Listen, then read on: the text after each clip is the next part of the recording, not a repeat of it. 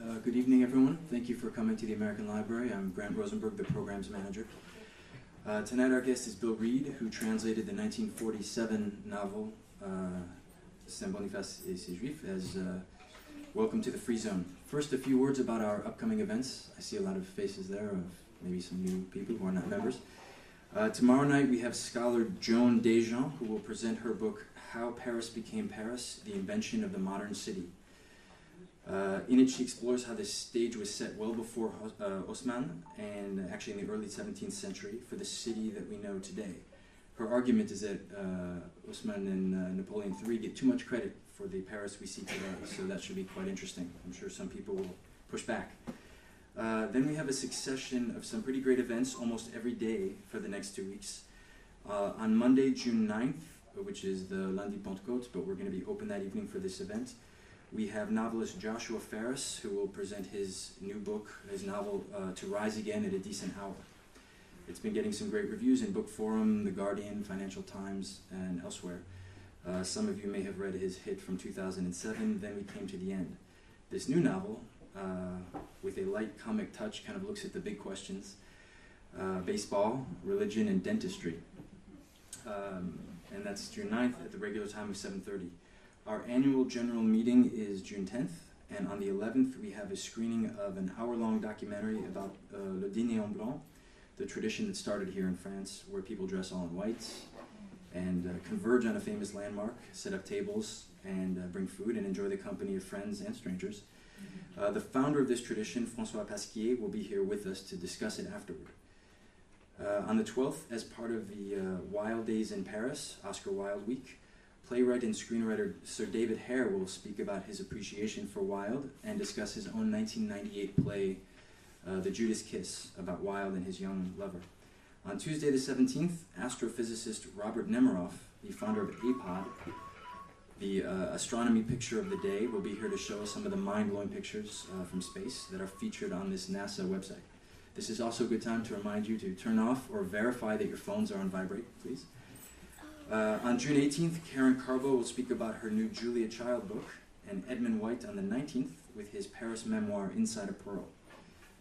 Tilar Mizeo on the 25th of June on the history of the Hotel Ritz during World War II. And the final two events of our season, Lachlan Jane on the business and politics of cancer. She has a book called Malignant, How Cancer Becomes Us. And finally, Michael Gora on how Henry James wrote Portrait of a Lady. I would also like to note that there is still space available in our poetry workshop, Sunday, June 22nd, from 3 to 5 p.m. with renowned poet Bruce Guernsey. If you'd like to participate, see me afterward to sign up. Our speaker tonight, Bill Reed, holds a master's degree in modern languages from the University of Cambridge and a diploma in management from the Open Business School.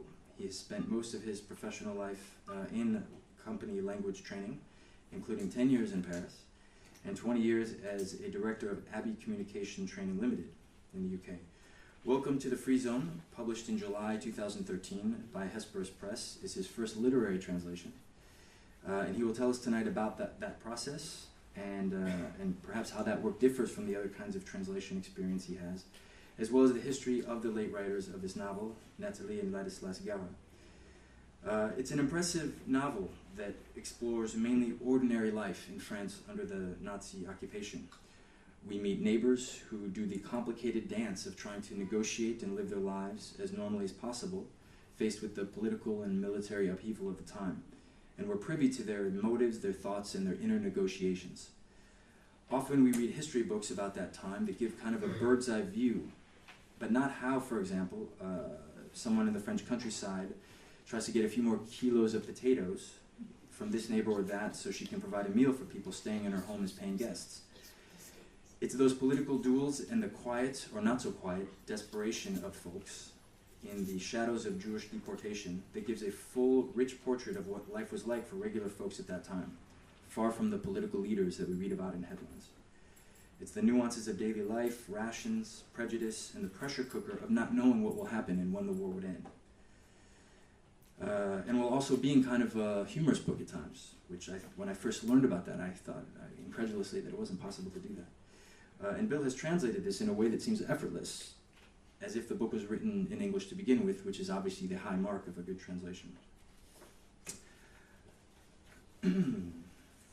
I should note that the author's daughter, Claire Meljac, is with us tonight. Where's Claire? Right over there. She'll be happy to speak with the rest of you afterward when we adjourn to the front of the library for more wine and to purchase books from courtesy of Shakespeare and Company. So please join me in welcoming Bill Reed.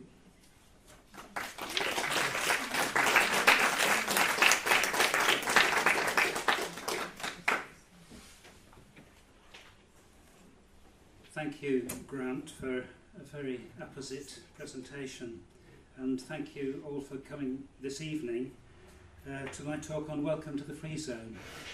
Can I be heard at the back there? I have to tell you, I've just spent 10 days camping in Brittany, and this has been rehearsed in a tent without benefit of the slides. I'd like to thank the American Library for inviting me tonight. I'd like to thank Claire Meljac for her support over the whole project and in setting up the evening today. I'd like to thank Kate Webb and Marcus Stuckelberger for introducing me to the book in the first place, and that was in 2006. Hesperus Press for agreeing to publish it in July last year, and Shakespeare and Company for bringing along some books for sale this evening. Saint Boniface is a novel which follows a varied cast of characters in the French countryside under the Vichy regime in 1942 during the German occupation. That's the cover of the original edition, which was produced December 1946 in the bookshops January 1947. This is my working copy from the second edition, which was reprinted in 1999. Welcome to the Free Zone is exactly the same book, except for all the words. And so tonight I'm going to deal with something about the words and what I've found behind the words. And I think this is maybe the translator's challenge, is to make sure that he or she has seen what's behind the words. And in this case, there's a very important documentary aspect to the book. That's a quotation from the Herald Tribune when it was first published. And I'm going to pick up some of these manifold dexterities. I can't deal with all story threads, but I will mention some of them. The Veresh family, who are Jewish refugees from Paris. Madame Hermelin, who is a guest house owner. Kleinhandler, who's one of the tragic characters of the book. César Fleury, who is, well, I'll talk about him later. Prokofiev, the black marketeer. Ozons, the somewhat sadistic policeman. Longeau, the scheming schoolmaster and a village clerk. Genia, the dreamy Russian girl. So I'll be reading some extracts from their stories. I'll be giving some of the discoveries that I've made about the background to the book and what I believe is the inspiration that the authors had for the characters.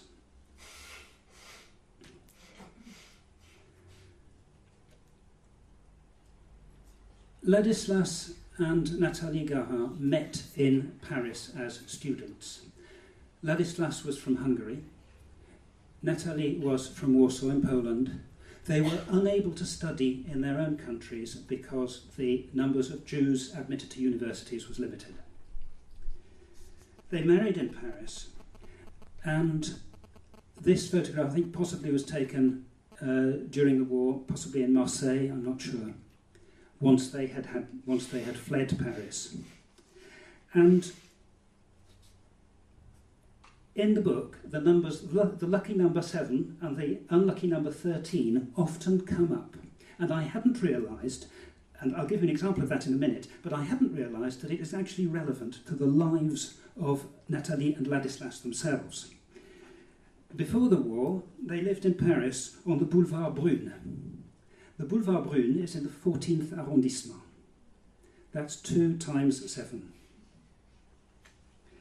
They then had to flee, and they wanted to get to America, and they went to Marseille to try and get a passage. They were unlucky in this. Marseille is in the Bouches-du-Rhône. That's 13. They then fled inland to the Ardèche. Ardèche is 07. And after the war, after a lot of trouble because they had lost their apartment in Paris, their belongings had been stolen, they eventually found a flat just round the corner here in the Rue Surcouf. That's the 7e. Now, I would never have noticed that, but that in the book, these numbers are used both literally and ironically. That's the 7e. So they first fled to Marseille, were unable to get a passage to America, and then came inland to somewhere where they hoped it would be cheaper to live, ended up in the Ardèche. See if I can use this one. Which is around here. And that's a map of the department of the Ardèche. And if you can see just left of, is that La Mastre there? Yes. La Mastre, just left of Valence, is in the book Francheville.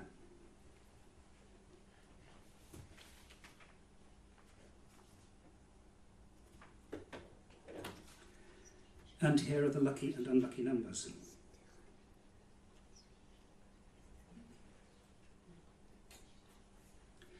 We have been defeated. You have been defeated. Defeated, defeated.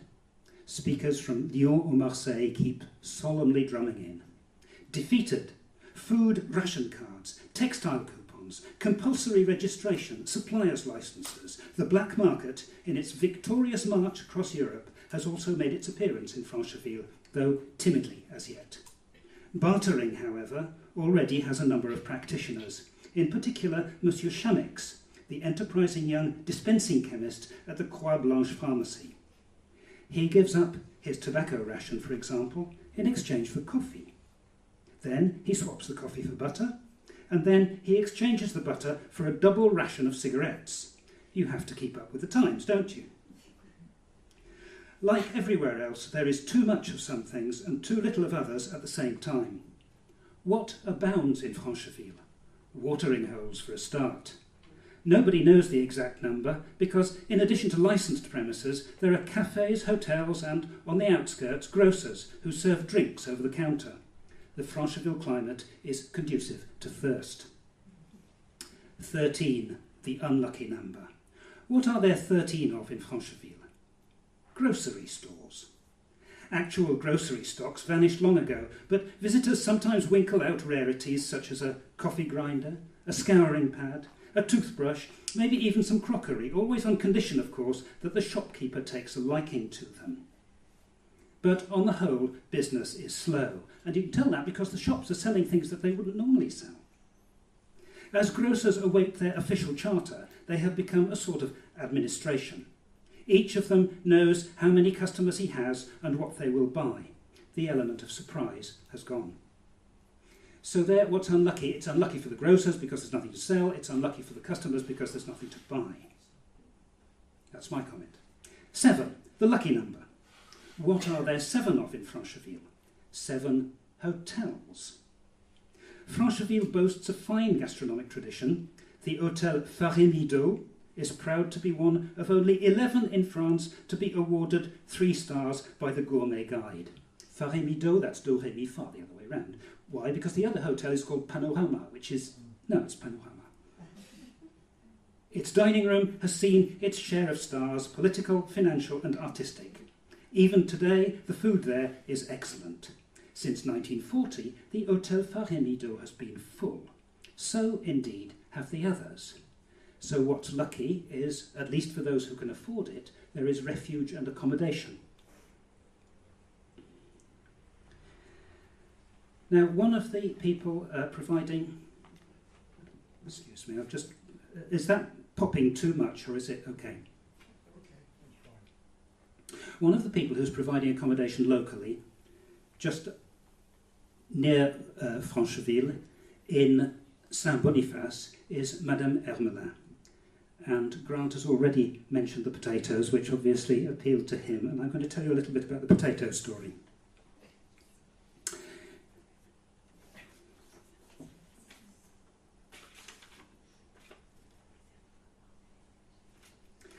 Madame Hermelin is going from farm to farm because she's just about to open her guest house again.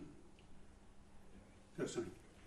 And she needs potatoes. And she has had no luck in getting them from the farmers she's spoken to. And on her way, she comes across Monsieur Longeau, who is the schoolmaster, but he's also the clerk to the mayor, and he knows all about rationing matters and the administration of them. You're just the person I wanted to see. I have something to ask you. What can I do for you? He said, grudgingly. It's just this, said Madame Hermelin. I'm opening my house to guests again next month, and I need at least 200 kilos of potatoes for my tenants. They're from the city, so of course they'll have ration books. But where will they be accepted, since we're not allowed potato coupons in Saint-Boniface? I know you are a clever and learned man, Monsieur Longeau. I'm afraid I don't see how I can help you, madame. Country villagers aren't entitled to potato coupons. Your clients will have to go and see if they can be used in Francheville. That's all I need to know. That solves the problem. In order to do that, continued Monsieur Longeau imperturbably, your clients will first have to have their name removed from their regular suppliers list, then apply for a certificate at the mairie where they live, have it witnessed by a notary, submit an application to sign up at the mairie in Francheville, and then put their names down at a greengrocer's there. They may still have some problems, as their domicile will be in Saint-Boniface rather than Francheville. But assuming all goes well, they will be entitled to 2 kilos of potatoes per month.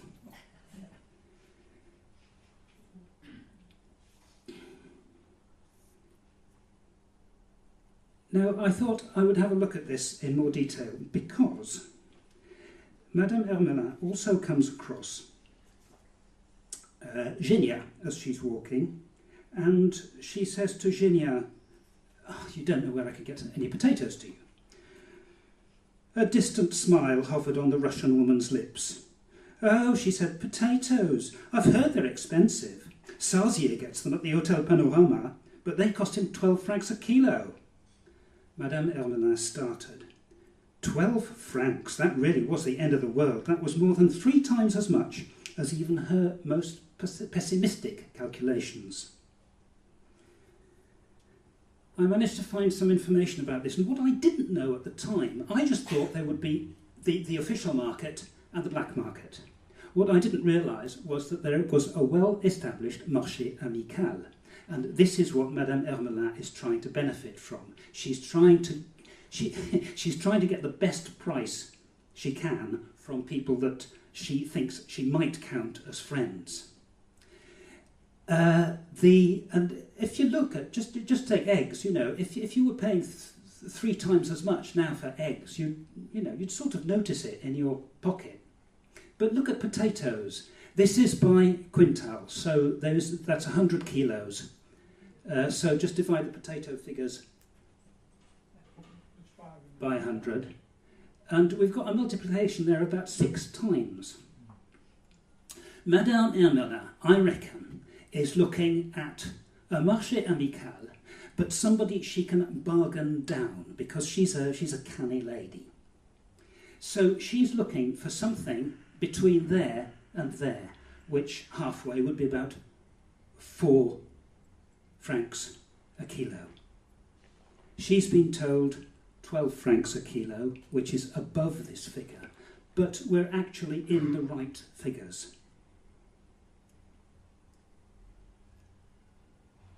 The figures in the book are not just taken out of the air. The names in the book are not just taken out of the air. There is very often a documentary aspect behind them.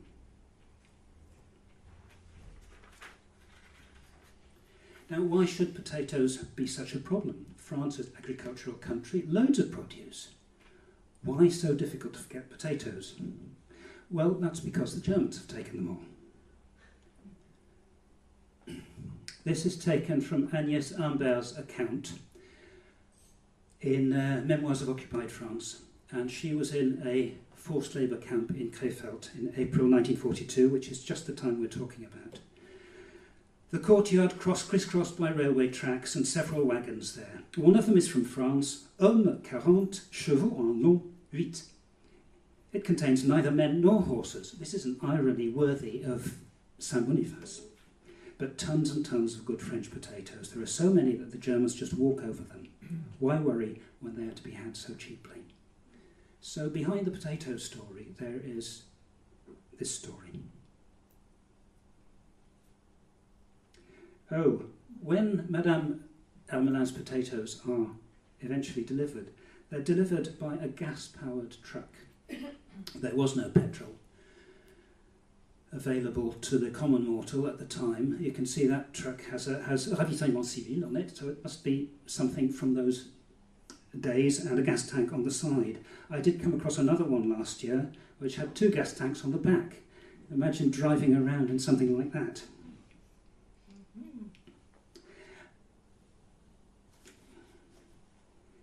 But in the book, where there is poverty and need, there is also opulence. Where there is a birth, there is a death. When there is despair, it's counterbalanced by hope. There are a lot of dichotomies like that in the book, and here's the one to do maybe with vehicles. This is an Auburn, 1935, made in, I think, Cleveland, Ohio, and this is the car that Prokop drives, Prokop the black marketeer.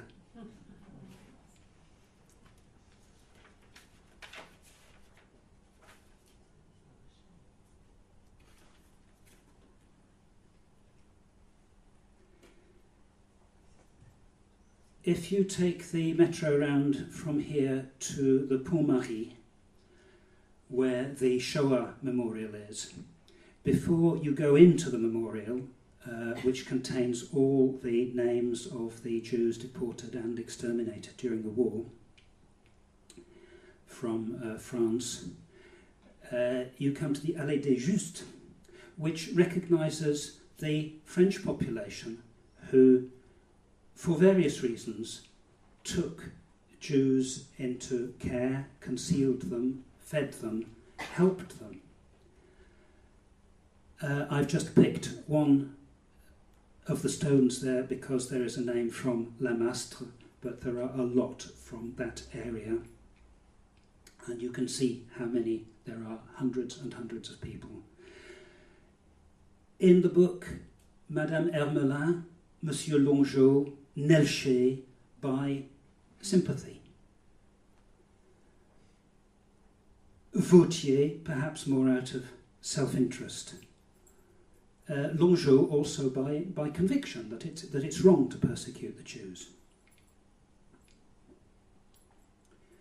So that's a story behind the words in the book. This then is the Ardèche, and it's where the Verres family come when they flee from Marseille, just as the authors Ladislas and Nathalie fled from Marseille. Thibaut Verres in the book may be quite similar to Ladislas GARA, but Nathalie and their daughter quite dissimilar to reality.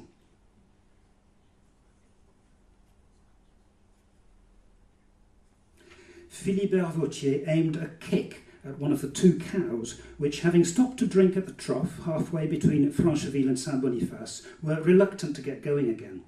Lowing, the animal moved off at a trot, and the caravan got under way. Vautier walked ahead of them, a lean, sturdy farmer. His cheeks were covered in a dark stubble which he shaved only on Sundays. Beside him was a strapping young man of about 30, whose pale complexion showed even more than his clothes did that he was from the city. His eyes were hidden behind heavy horn-rimmed sunglasses. He wore threadbare trousers and a jacket with frayed cuffs. His blue tie, in contrast, was spotless. He was speaking enthusiastically to his companion and gesturing wildly, but Vautier was obviously listening with only half an ear. The two cows behind them were pulling a heavily laden cart. Amongst the bags, the boxes and the battered suitcases clumsily tied with string were a newly painted stove, an artist's easel and a set of picture frames wrapped in newspaper.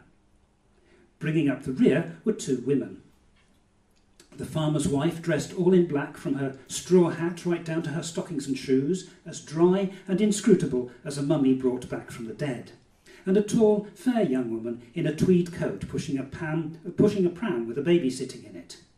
Running up and down between the men and the women was a girl of 5 or 6 with a halo of dark curls.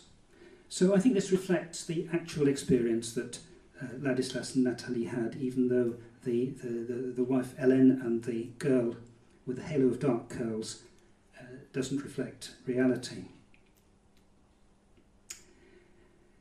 So it looked like a pleasant land of maybe milk and honey, but they have rented what is optimistically called a chalet from Vautier.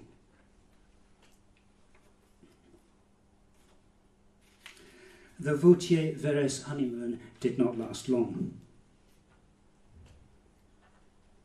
Mutual disappointment had set in on the way to Saint-Boniface.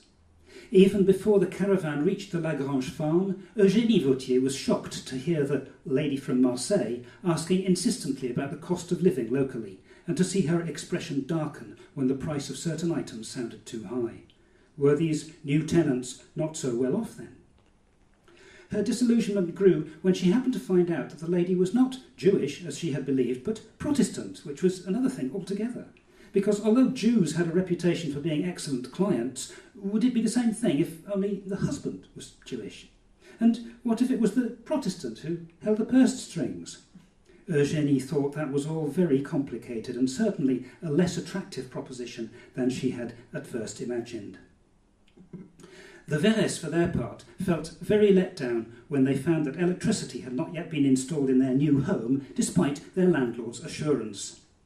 When Verres asked about this on the way, Vautier broke his silence to give a lengthy but incomprehensible explanation about the electric not being ready yet, with a complex tale about suitable wood not being available for the supply pole, delays in the delivery of cabling, and a mysterious, undiagnosed case of boils. But in 2 or 3 days it would all be done. Verres, ever the optimist, believed him. He was not familiar with the local jargon. The chalet, as gloomy as most of the houses in Saint-Boniface, hardly filled Madame Hélène Verres with delight. Some housework had been done in a hurry, with all sorts of rubbish swept into a corner.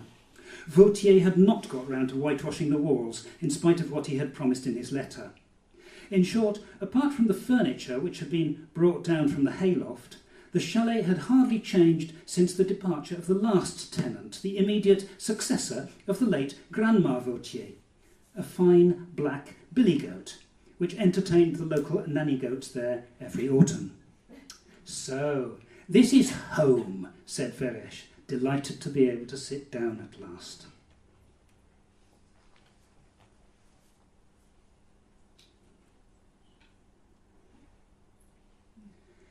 This is a reconstructed photograph, but it shows, I think you have to remember that even if this type of accommodation was not wonderful, that farms at the time were not particularly wealthy establishments. This is a reconstructed farm kitchen from the Haute-Loire of the 1950s, and that's after the war. So although Vautier may look disorganised and grasping and lean and so on, it may be that his standards are not, that high because of the conditions that he lives in.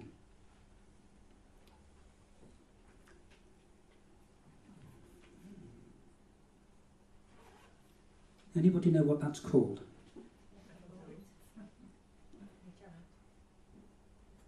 I can't hear. Yeah.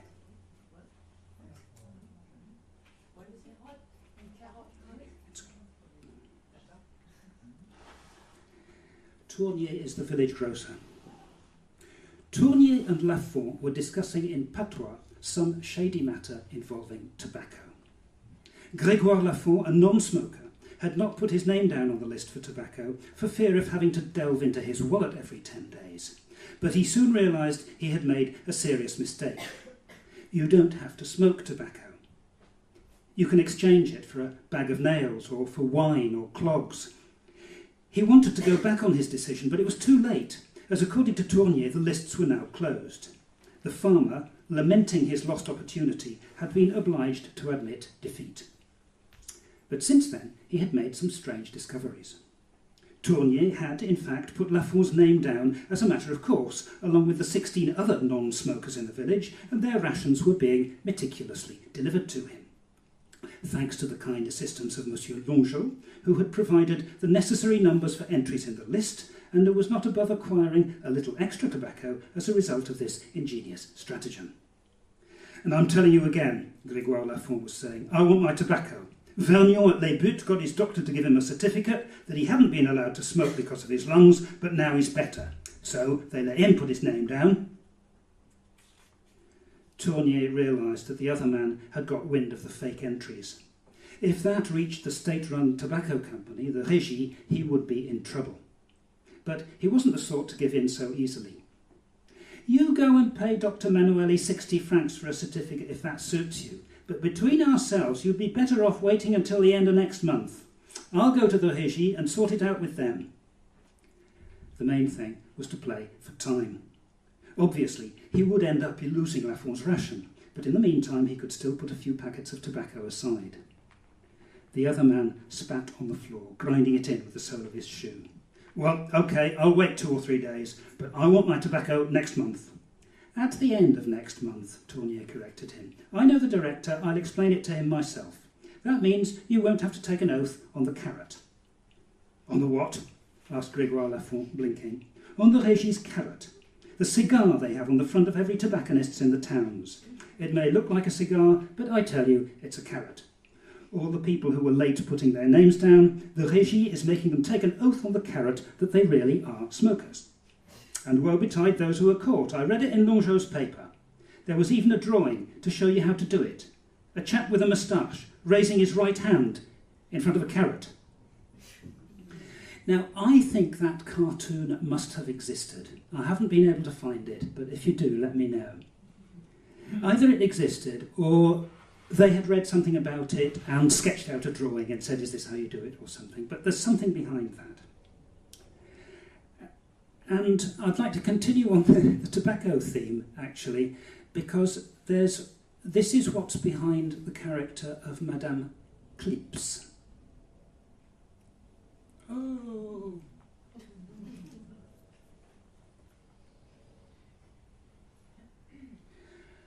Madame Clips is staying in Saint-Boniface, and she has got a passage back to America. She's quite wealthy. She's managed to fix the papers, and she's got a passage back to Lisbon.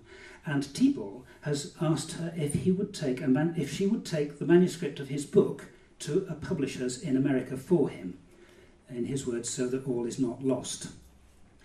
And in exchange for that, he knows she's a heavy smoker. She's always catching cigarettes off people.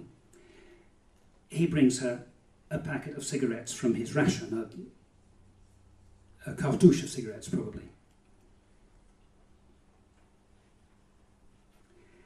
And she says, oh, I'm not feeling very well. I won't get up. Please put it in my suitcase.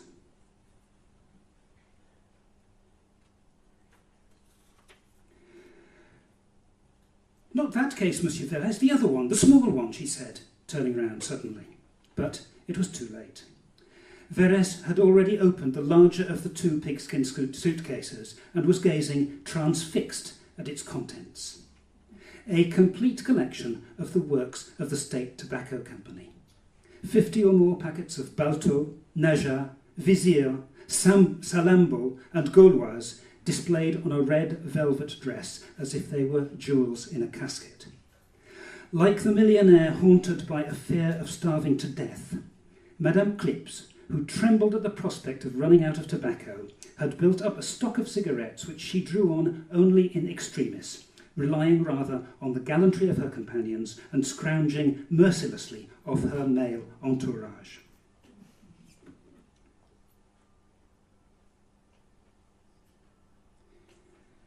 So I thought I'd have a look at these cigarette packets. Madame Clips, her background is as an actress in the silent films, and her great role was Cleopatra. So what do we have here? We've got Cleopatra and the asp, representing her past. Also, similarly, cigarette packet of Gitane, not mentioned here, but of the period with the Oriental image. The Gauloise of the time, that's a 1940s packet of Gauloise, so that's what she was smoking then, representing her present. This one, Salambo, very clever in reference to other aspects of the book, bringing together the snake, Salambo, Carthage, and Flaubert, all of which come in different parts of the book. Very clever, that one. And here is the future she's looking forward to, the goût américain, but also, I think, the skyscrapers of Manhattan. And I'm absolutely sure that the authors looked at objects around them and built characters and stories out of them. And that's not all in this case, because I realised that in a few pages before, Madame Clips had also been talking about cigarettes. And this is what she said. I'm expecting to leave France in 3 weeks. Believe me, I can already taste the pleasure of lighting up my first Chesterfield in Lisbon before boarding the Clipper. So I thought I'd have a look and see how Chesterfield was being advertised at the time. And what have we got? We've got an actress, Rita Hayworth. And we've got this slogan, in my case, it's Chesterfield. In my suitcase. I'm sure that's where it came from. They'd just taken it and said, we can make a joke out of that, let's put the cigarettes in her suitcase. Now, I didn't look until about 6 months ago at the Clipper. I took it to be probably a generic name for, what would you think? A boat, I thought. And it was only when I was preparing one of these talks in January that I thought I would look it up and see if anything came up. And what came up was this. It is a boat, it's a flying boat, and it's real. It was a service that was run from Lisbon to Hawaii from about 1938 to 1939. And this shows how rich Madame Clips was. It's got separate compartments for people, passenger lounges, separate dining compartments, bridal suite. It is, just the most prestigious form of transport possible they've chosen for this. I really like the man up here winding up the propeller as well. And I think they must have seen a contemporary advertisement, something like this, and thought, yeah, we'll use this, this will show how rich she is, but also, why don't we use it for her name? That's what I think anyway. Now, I'd like to introduce you to another character. This is César Fleury.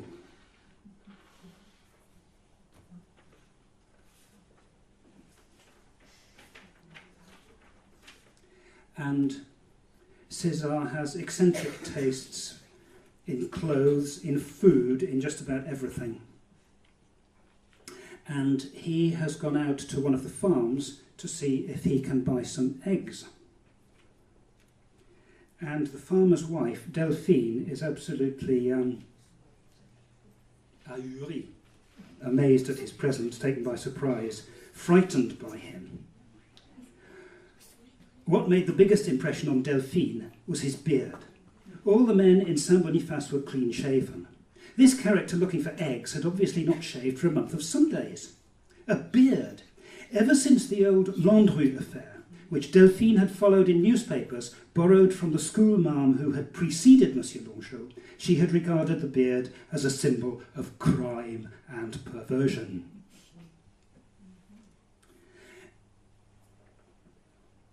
The Landru affair, Landru was eventually guillotined in 1922, and he was a serial seducer and murderer of wealthy widows.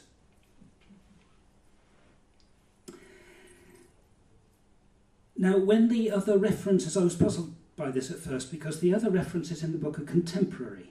Here we're going back from 1942 when it's based, 1947 when it comes out, to 1922, and there's something here, you know, she borrowed it from the schoolmarm who had preceded Monsieur Longeau, which says we're going back in time, and they seem to have to justify this going back in time.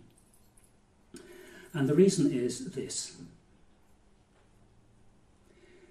In 1947, Charlie Chaplin brought out a film called Monsieur Verdoux, and the film was based on the Landru affair. They must have known that film was coming out, and they've used it to develop Fleury's character. That's not a particularly good advertisement for it, but I've kept it because it does say Bluebeard on it. Even though Chaplin doesn't have the beard there, the Bluebeard is mentioned. The beard's going to come back in a minute.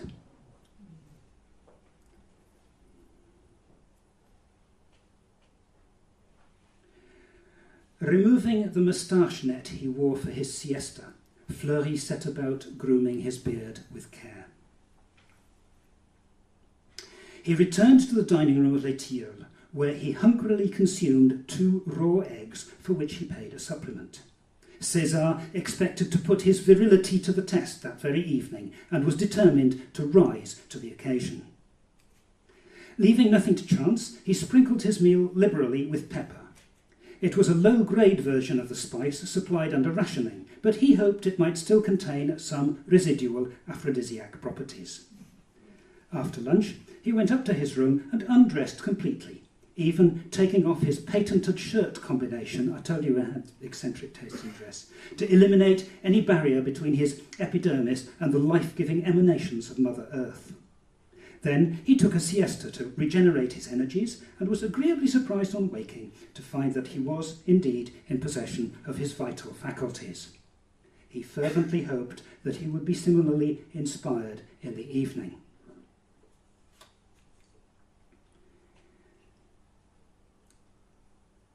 Now, the encounter of the evening does take place, and it's with Genia. And at the end of that encounter, a payment is made, but it's not made in the way that you might expect. Typically of the book, there's a twist to it, but you will have to read the book to know what the twist is. However, I will read you just the end of that chapter.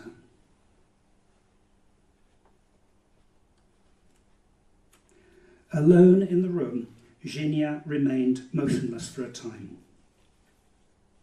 Then she absently picked up the banknote, turned it over and over in her hands, crumpled it up, then flattened it out again with a bitter little laugh.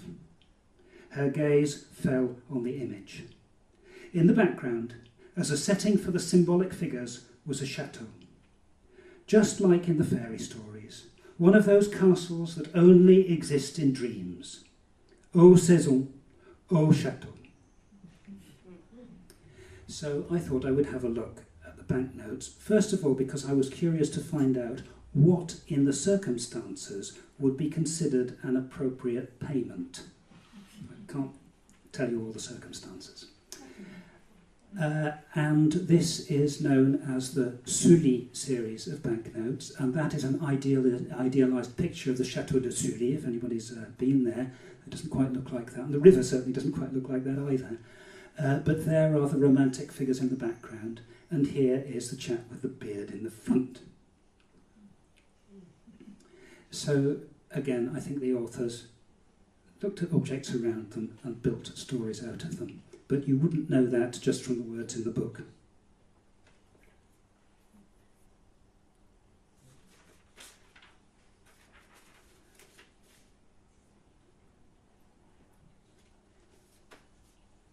I'm going to take one of the tragic characters, that is Kleinhandler.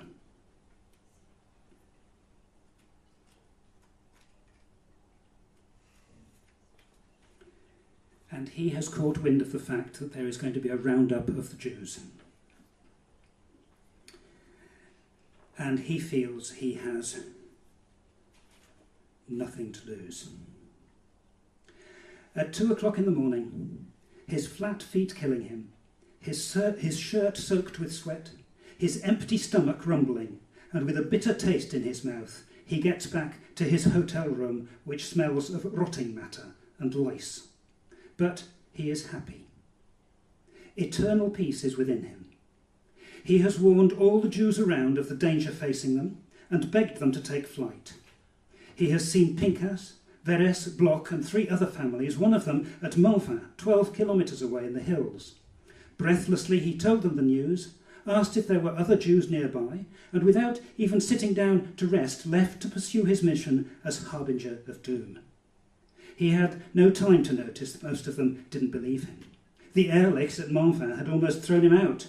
Some people just take pleasure in frightening people, says the woman, as soon as he has turned to go. But Kleinhandler didn't care. Nothing could stop him from doing his duty. Nothing, that is, apart from the gendarmes. All the way he was gripped with fear at the thought that Ausence or one of his colleagues could ambush him at a turning and demand to know where he was heading in such haste. Suddenly he realises what a mess his room is in. He must clear it up, pick up the litter, empty the commode, stagnant since yesterday evening, make the bed, pack his belongings. He knows they won't be prepared to wait for him. Best remove the spider's webs too. When you go, you have to leave the place clean. How simple it all is. Why bother to go on living when there is no hope left? Salvation is for others. He himself is only just about good enough to be the caporet, to sacrifice himself in order to redeem the Jews of Saint Boniface. At about 7 in the morning, when the adjutant from the gendarmerie, followed by a young trainee, comes to knock at the door of the Hôtel Michel and goes up to room number 7 to pick up the Jew, he finds Kleinhandler a little pale, his eyes puffy from lack of sleep, but perfectly calm. Placed on a chair is a bundle containing some clothing and a chess set. For the first time in his life, Kleinhandler isn't afraid of the gendarmes. And this is what's behind that.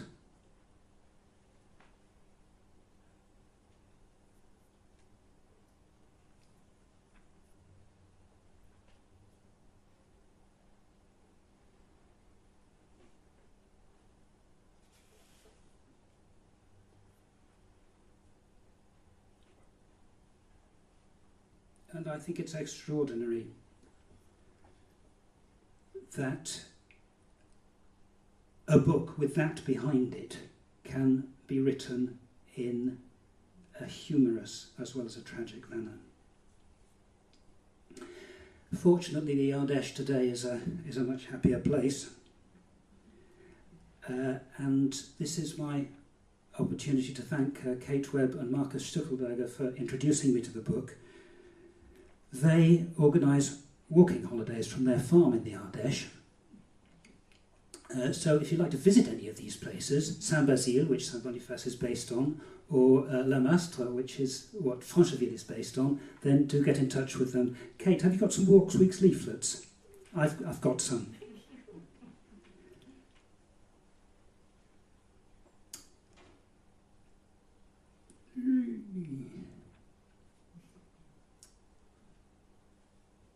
Right, I'm going to go on to say something about the translation which takes the piece that, if anybody's looked at the American Library blog, it takes the little extract I put on the blog.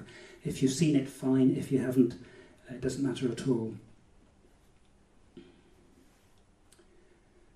This is the passage I've taken as an example. Joseph se rappela l'histoire des navets en saumure.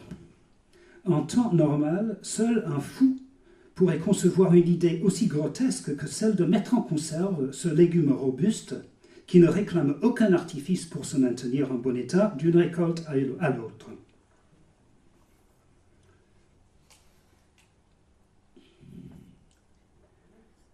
So, how to portray this in English? Did anybody have a go? Right, okay. Well, I thought I would first have a look at the job Google would do with it. Now, Google works by accessing on the web phrases and words and collocations which it thinks might be similar. And this is what it produced. Joseph remembered the history of turnips in brine. Now, what Google knows is that there are two senses to history. One is history, and the other is story.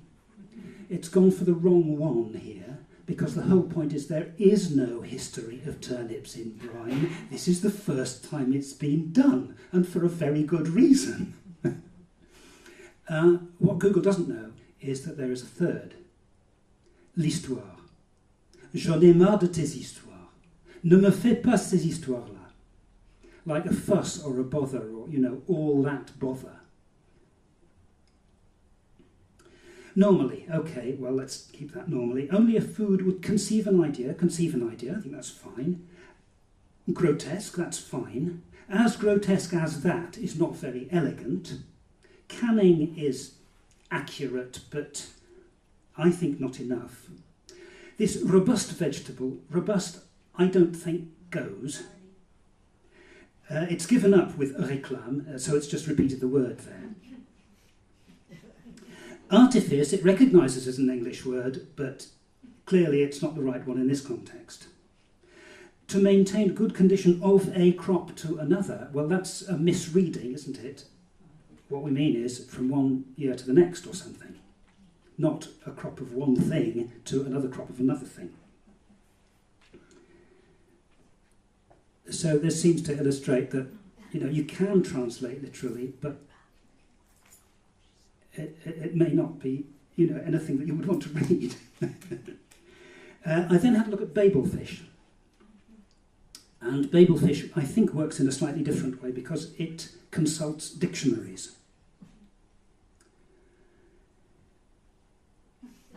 And L' and D' seem to be foreign to it completely.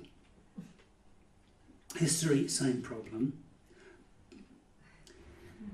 In normal times, that's okay, it's a literal translation, but that's okay. Only a fool would design. Well, here the collocation doesn't work. Do you design an idea? I'm not sure. Than, no, obviously wrong. Robust vegetable we've got again. Though in both cases, both Google and Babelfish put the adjective in the correct place. In French we've got légume robuste, and in English we've got robust vegetable. Claiming, no. Artifice, same problem. To keep himself, who's this person? Where's this person come from? I mean, there is no he in all the rest of the sentence, so why have they put a person in there? In good condition. The rest is just a joke. But these things are improving all the time, and it's interesting to see how it comes out. So, my version. Joseph remembered the turnips in brine.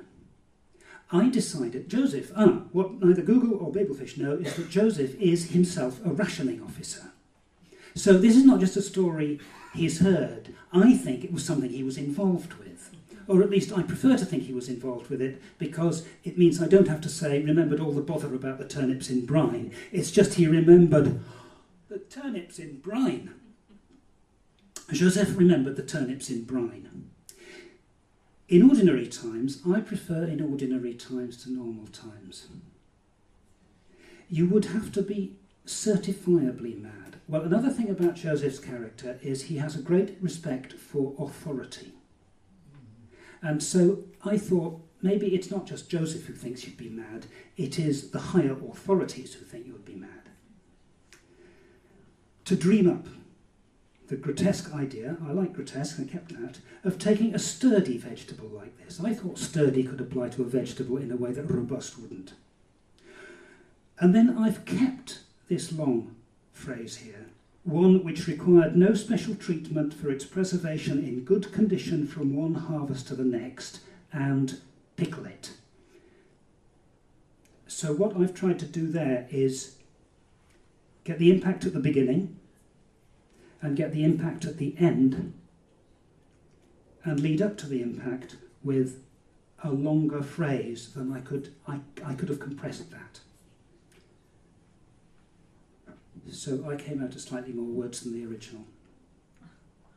That was the process anyway of dealing with that passage.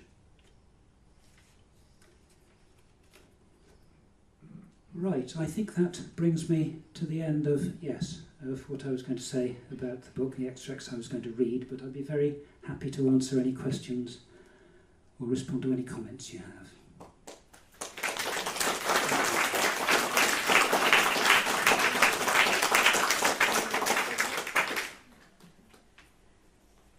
Is the book thicker than the original? Is the book thicker than the original? Because usually it's the contrary. French, English,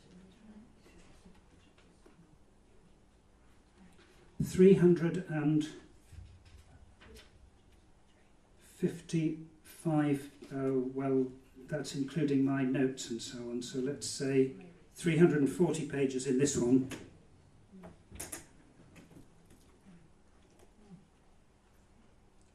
And 348 pages in this one, so it's the same. I mean, the pages look similar. So no,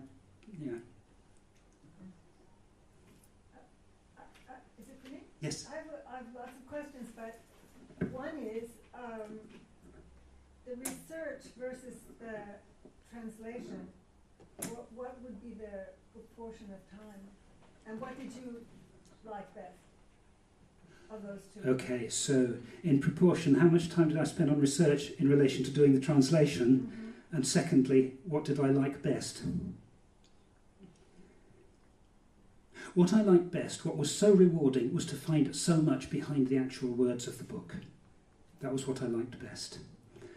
The whole process took me on and off 7 years. So, I mean, it was a spontaneous project, not a commission with a deadline. So I can't actually tell you, but I'm sure I spent more time on the words of the book than on the research behind it. Hello, yes? Yes, in French it's Saint-Boniface et ses Juifs.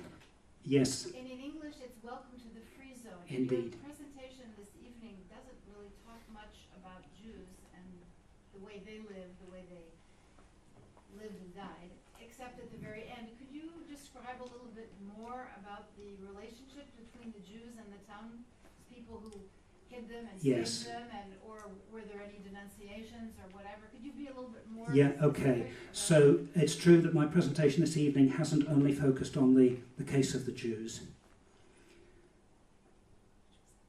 And the title of the book was... It took us a long time to come to a title that everybody was happy with. Can I say something about the position of the Jews? Well, one thing is that, for example, Bloch, Rosenfeld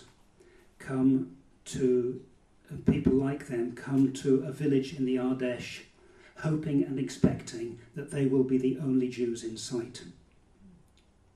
And their disappointment when they find that they are not sets them against each other. And so there are aspects of that in the book. Another is the nature of the welcome they receive, sometimes welcoming, sometimes not. Another is the restrictions, like travel restrictions, that they are subject to, and the story of Bloch in the book, where he has turned the regulations to his own benefit by getting himself assigned to a place of residence. The difficulties of the Bloch family when they have to sell up and leave Paris, that's an important part of the book.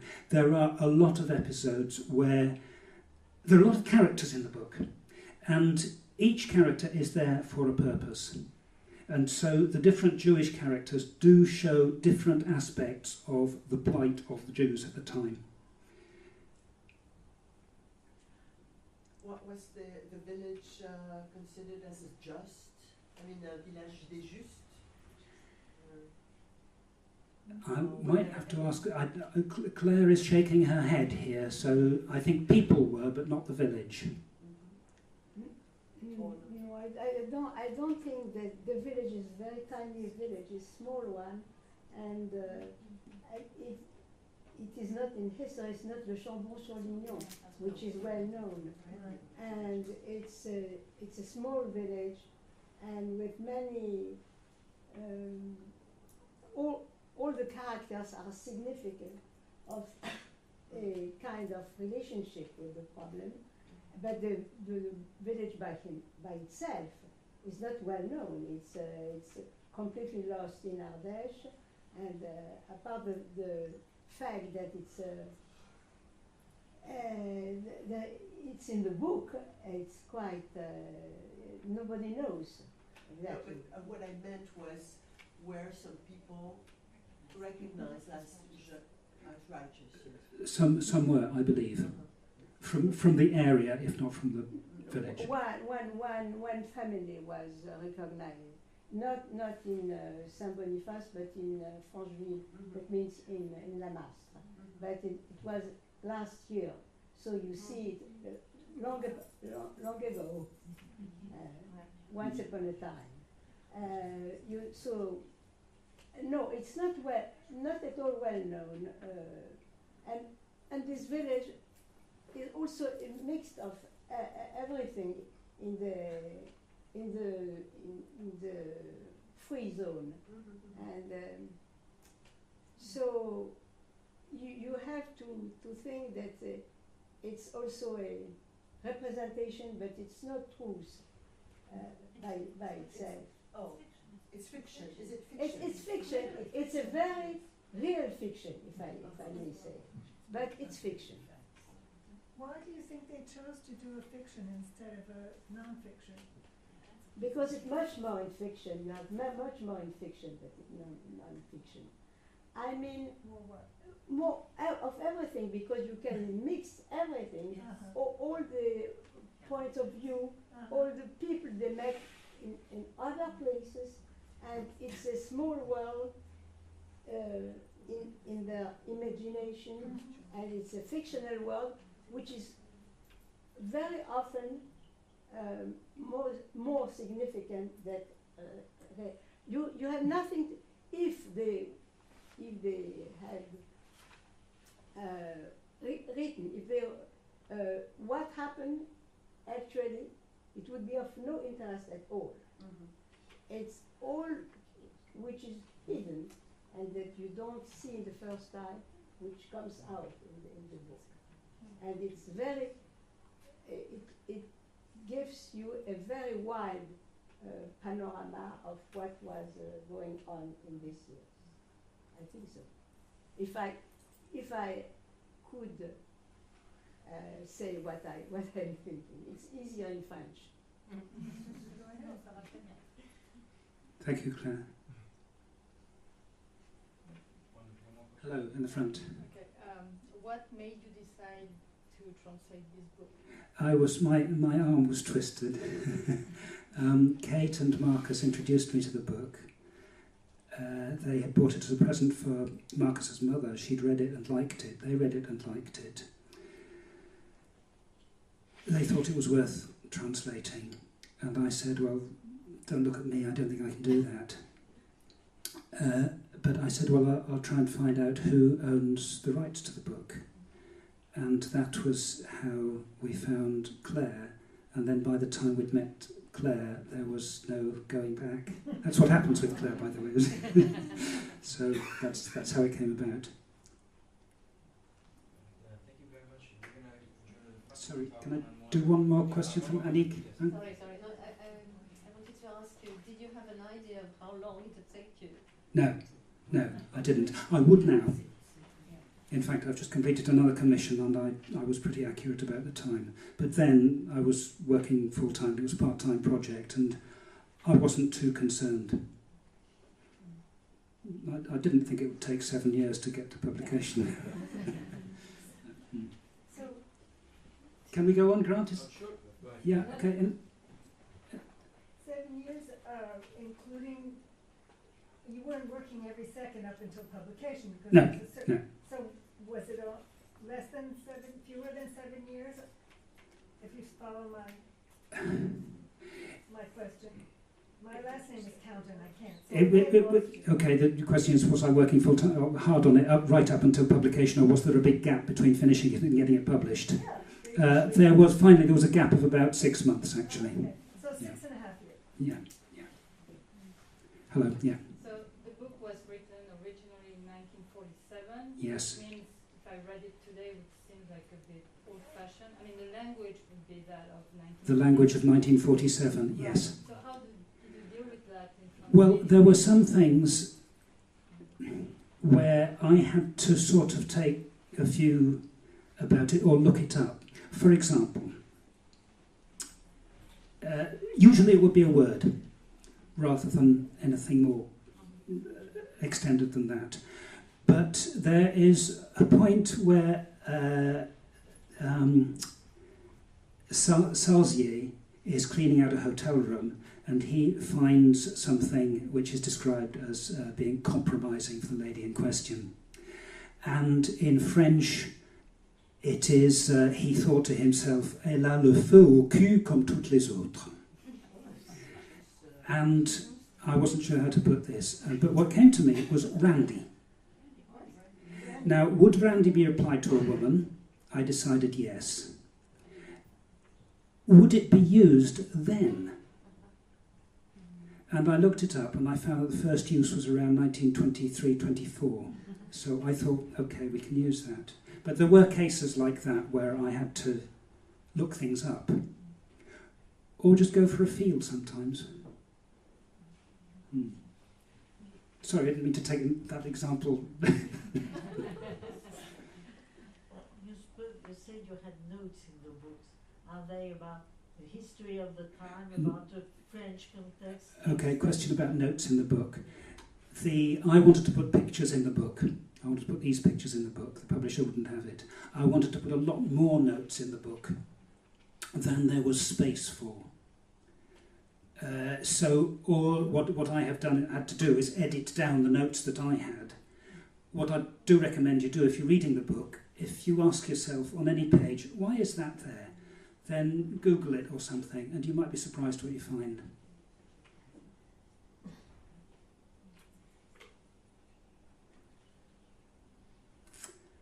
Okay, I think we've run out of questions. Thank you very